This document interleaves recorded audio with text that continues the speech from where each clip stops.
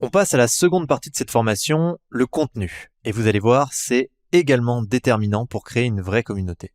Aujourd'hui, le cerveau humain est fait d'une manière qui nécessite des messages extrêmement clairs et extrêmement efficaces. Et c'est la même chose pour les visuels en tout genre.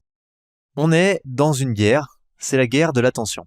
Il y a énormément de stimuli publicitaires, énormément de stimuli de manière générale qui nous affectent, qui nous touchent quand on navigue sur Internet.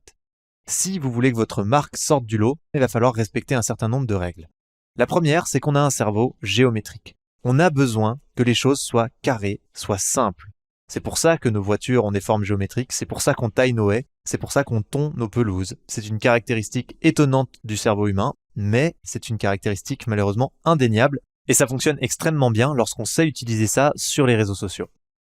La deuxième chose, c'est que les temps d'attention sont extrêmement courts. Ils ne font que se raccourcir. Malheureusement, on le sait, il y a beaucoup de livres qui en témoignent, comme le livre La civilisation du poisson rouge, que je vous invite à lire.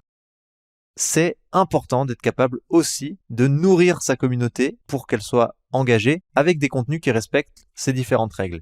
Ça veut dire qu'il faut des contenus extrêmement concis, extrêmement percutants. Il faut être capable de se distinguer, donc d'attirer l'attention, et on va prendre quelques exemples. Et puis, encore une fois, il y a un travail sémantique qui est important parce que les mots touchent les gens d'une certaine manière ou non, et il faut être capable de travailler ça. Et enfin, il faut des codes qui vous rendent faciles à identifier en tant que communauté pour que, à chaque fois, votre communauté puisse se dire « ça, c'est telle marque qui communique ». Steve Jobs disait d'ailleurs « faire simple est probablement l'objectif le plus sophistiqué du monde ». Et je pense que c'est une citation qui définit très bien le travail d'une personne qui essaie de créer sa communauté. Il faut toujours faire le plus accessible possible. Si on prend juste quelques exemples, ça c'est une communauté qui s'appelle l'Optimiste, qui fonctionne très bien. Et donc, on le voit, les contenus sont géométriques, il y a des espaces, des marges, il y a de la place. Le texte est rédigé de manière géométrique.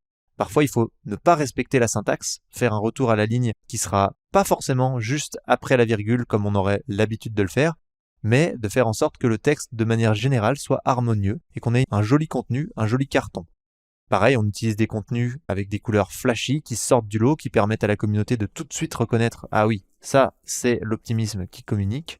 Et puis, on le voit, il y a aussi le call to action qui est toujours présent pour que les internautes puissent aller visiter le site. Ça, vraiment, c'est parfait pour aller à la conquête des réseaux sociaux.